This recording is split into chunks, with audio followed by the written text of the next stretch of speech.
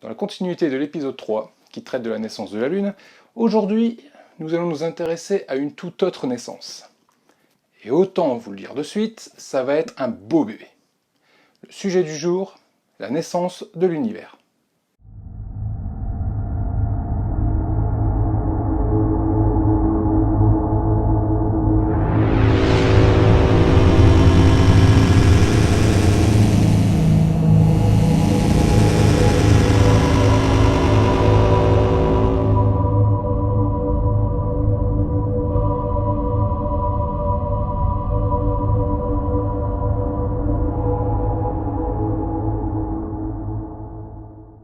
Avant de rentrer dans le vif du sujet, allons faire un tour rapide du côté de la matière. Alors la matière, qu'est-ce que c'est et de quoi est-ce que c'est composé? La matière, c'est ça. Du fer, du verre, du sable, le vivant, du bois, c'est tout ce qui nous entoure. Zoomons un peu et nous constatons que la matière est faite d'atomes.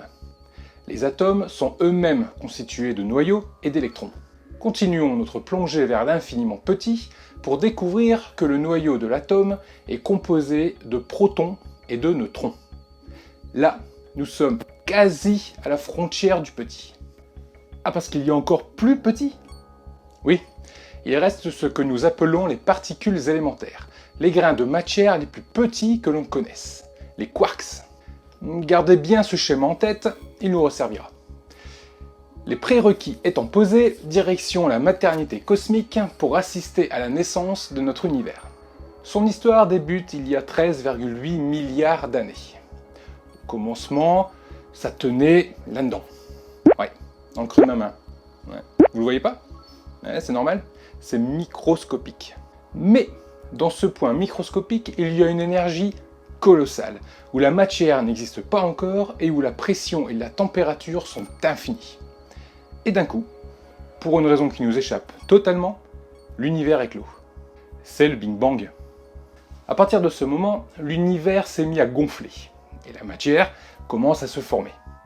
Du moins, les grains de matière les plus petits que l'on connaisse, des électrons et des quarks notamment. Et les fameuses particules élémentaires. Et ils ont commencé à s'agiter dans tous les sens, dans très peu de place. Nous sommes maintenant à 1/100e de millième de seconde après le Big Bang et l'univers a pris du volume. Il est devenu gros. Gros comme un petit pois. Et c'est pas très grand. Oui, mais c'est suffisant pour que les quarks prennent leurs aises et se rassemblent par groupe de 3 pour former des protons et des neutrons, des particules que l'on retrouve dans les noyaux des atomes. Nous sommes à Big Bang plus 3 minutes. L'univers poursuit son expansion et la température baisse. Elle atteint 1 million de degrés. La matière s'agite moins, les protons et les neutrons profitent pour se rassembler en futurs noyaux des atomes d'hydrogène et d'hélium, entre autres. À ce moment, la matière est si dense que les photons de lumière ne peuvent se disperser et se heurtent aux électrons. De ce fait, l'univers est complètement opaque. Nous ne pouvons pas voir au travers, nous ne pouvons pas voir ce qu'il se trame à l'intérieur de ce jeune univers. Nous sommes maintenant à Big Bang plus 380 000 ans. Ouais, on a laissé passer un peu de temps. Les électrons sont enfin capturés par les noyaux et créent ainsi les premiers atomes, les atomes d'hydrogène et d'hélium. Les photons de lumière ne rencontrent plus d'obstacles, l'univers devient transparent. À l'échelle de l'univers, la libération des photons de lumière s'est faite d'un coup, ce qui a laissé une empreinte. Cette empreinte, c'est le rayonnement fossile, un vestige du Big Bang. Invisible à l'œil nu, mais capté sous forme d'ondes dans un premier temps par le satellite américain WMAP, lancé le 30 juin 2001, puis de façon plus détaillée par le satellite Planck, le 14 mai 2009. Vous voulez la voir, cette photo du tout jeune univers, hein? Avouez. Eh ben, cette photo, attention, séquence émotion, la voici. Oh, c'est en quelque sorte une photo du tout petit choupinou univers bébé, c'est trop mimi. Et oui, comme l'univers au début est opaque, nous ne verrons jamais plus loin, notamment le Big Bang en lui-même. Mais il faut bien comprendre ce que nous voyons là, c'est une image de l'univers 380 000 ans seulement après le Big Bang. Ouais, bon, on n'y voit pas grand chose sur cette image-là. Le point bleu, point jaune, rouge. Oh, au contraire, cette image nous dit que l'univers à cette époque est une grosse bulle de gaz composée d'hélium et d'hydrogène. Tout ça pour ça. Non, mais attends, mais... Ouais, puis... Alors, cette photo a de quoi estimer précisément de quoi l'univers est composé à ce moment-là. À savoir, 26,6% de matière noire. C'est une énergie mystérieuse qui serait autour des galaxies et dont on ne sait pas grand-chose. Ah bon? Je croyais que matière noire c'était le nom de ta chaîne. Oui, aussi. Il y a également 68,5% d'énergie sombre ou d'énergie noire. Je vais y revenir. Et enfin 4,92% de matière ordinaire.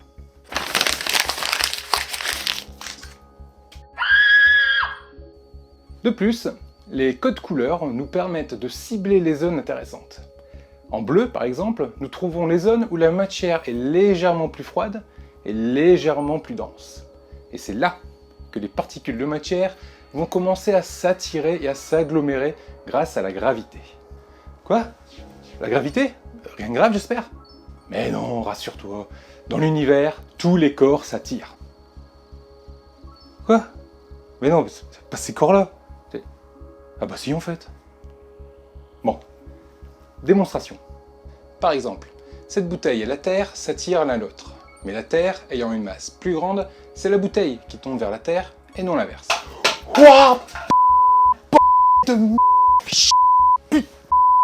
Ce principe est valable partout dans l'univers. Aujourd'hui, comme hier. La matière se présente alors sous forme de gaz, composé d'atomes d'hydrogène et d'hélium répartis de façon non uniforme. Certains endroits de l'univers se retrouvent donc plus fournis en atomes que d'autres, et de ce fait, il a suffi que la densité soit un tout petit peu plus importante à certains endroits pour que la matière s'y concentre. Bon, très concrètement, les atomes d'hydrogène se sont rassemblés, concentrés. La pression a augmenté, la température également, ce qui a engendré une réaction thermonucléaire. Cette réaction produit de l'énergie. Ouais, la même énergie qui fait briller les étoiles. Et oui, c'est grâce à ce principe, la gravité, que les premières étoiles de la galaxie se sont formées. Bon, ok, faisons un point rapide.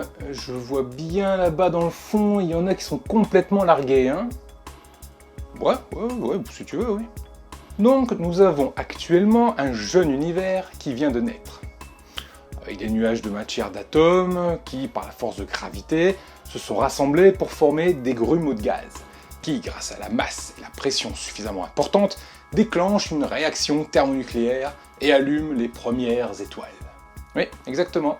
Car si la masse et la pression ne sont pas suffisamment importantes, nous obtenons une étoile ratée, comme notre bonne vieille planète Jupiter. Mais ça, j'en parle ici. Et là. Enfin, surtout là. Ok. Mais elles sont où les planètes solides, appelées aussi telluriques? Ouais, elles arrivent. Disons que pour le moment, l'univers n'a pas encore tous les ingrédients pour les fabriquer. Putain, vache!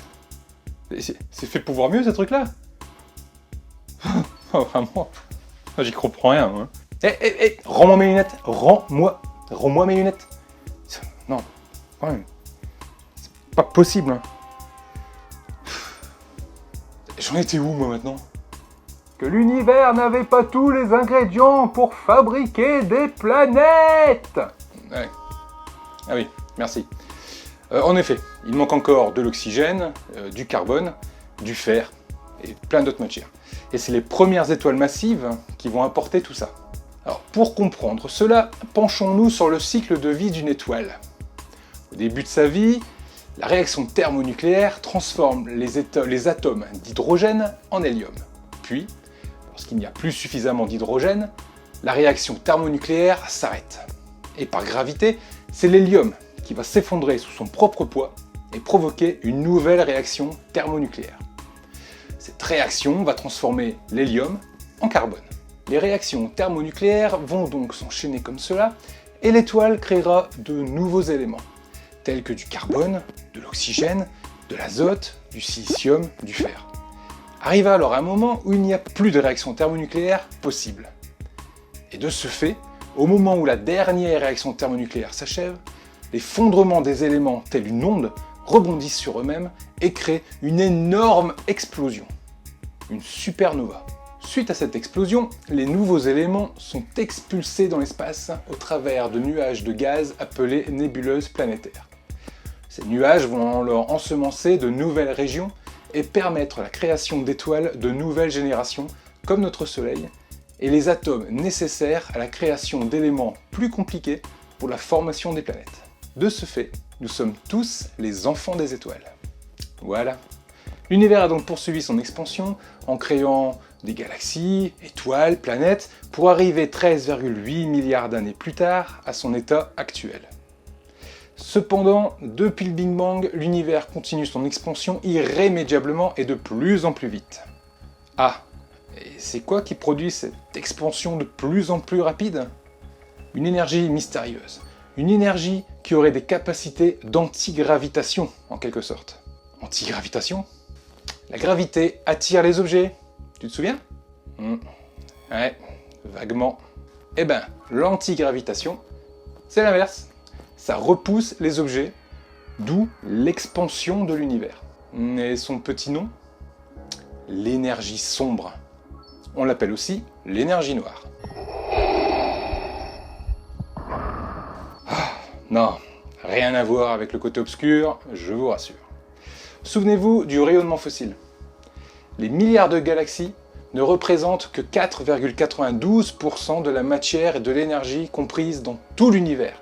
68,5% n'est qu'énergie noire. Ce serait grâce à cette énergie que la vitesse de l'expansion de l'univers serait en phase d'accélération. Ok, mais si l'univers grossit, il grossit donc quoi? Et il y a quoi autour? L'univers par définition contient tout. Il n'y a donc pas d'extérieur ni d'intérieur. On ne peut donc pas dire qu'il gonfle dans quelque chose. Ah, et ça va continuer à gonfler comme ça longtemps? Big crush, big chill, big rip. Big ambiance. Ce sont les 3 scénarios de la fin de notre univers. Ouais, vas-y, développe. Scénario numéro 1, le Big Crush. L'expansion de l'univers finira par ralentir. Ralentir à tel point qu'il stoppera et repartira à l'envers pour redevenir un point de singularité tel qu'il était avant le Big Bang. C'est une sorte de Big Bang à l'envers. Ouais, bon bah, retour aux sources. Scénario numéro 2, le Big Chill. Pour le Big Chill, c'est la fin de tout. En gros, l'expansion de l'univers est infinie. Peu à peu, les astres s'éteindront et s'agglutineront en trous noirs. L'univers, sans aucune structure, ne sera plus qu'un bain de photons de plus en plus froid. Toute activité dans l'univers s'éteindra ainsi à jamais. Scénario numéro 3, le Big Rip. Le Big Rip, quant à lui, n'est pas plus réjouissant et part du constat que la quantité d'énergie noire croît. De ce simple fait, l'univers continuera son expansion à une vitesse toujours plus grande pour exploser à toutes les échelles. Toute la matière qui le compose, y compris les atomes, se déchirera par dilatation de l'espace. C'est semble-t-il le scénario qui est retenu pour la fin de l'univers, et il est prévu de se réaliser dans 22 milliards d'années. Ouais, on s'en fout en fait, on sera déjà mort dans 22 milliards d'années. Ah, ce genre de réflexion à la con. Parce que... Oh, stop, coupez la musique. Ah, merci. L'instant est grave. Alors mes amis, nous sommes en 2016, et voici sur quoi je suis tombé lors de mes balades sur la toile tissée d'internet. Attention, je vous préviens, âme sensible à la connerie, ah là vous allez prendre cher. Bon anniversaire à la planète Terre, 2016 ans quand même. La Terre, elle a 2016 ans, HB planète Terre. Dire que notre belle planète Terre vient d'avoir 2016 ans. Joyeux anniversaire à la planète Terre, déjà 2016 ans que tu nous supportes. J'arrive pas à croire que notre belle planète Terre ait 2016 ans aujourd'hui. Astropierre, quoi? Allez, je respire, je me dis qu'au moins j'ai encore du travail pour bien des années à venir. What the f***? Suite au grand nombre de grossièretés qui vont suivre, nous vous proposons d'écouter un peu de musique relaxante.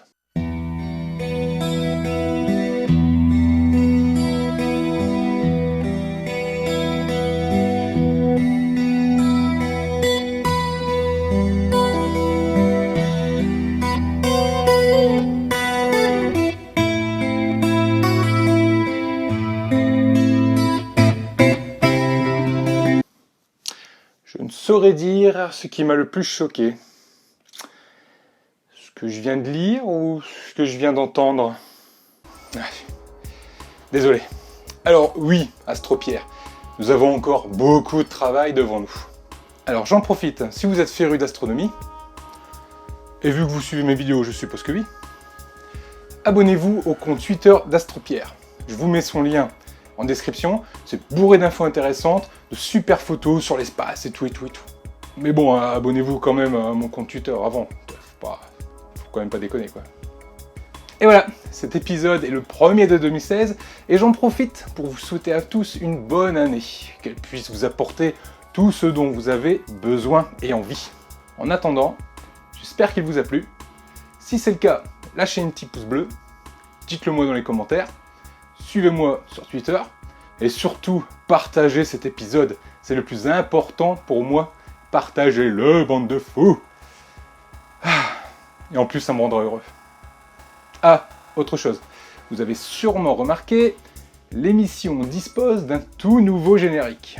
Absolument génialissime, merveilleux, super califragilistiquement bon. Eh ben, ce super générique, je le dois à Michael Kim, ami sur Facebook, à qui je dis 1000 merci pour ce cadeau de Noël, ce cadeau de Nouvel An, ce cadeau tout court. C'était super, ça m'a fait super plaisir. Et en plus, ça ne fait que rajouter un petit peu de motivation pour continuer à suivre cette chaîne. Bien que j'en avais vraiment pas besoin, je suis à fond. Bon allez, comme d'habitude, je vous souhaite bon vent, gardez la tête dans les étoiles, levez les yeux au ciel. La matière noire fait marcher votre matière grise. Salut!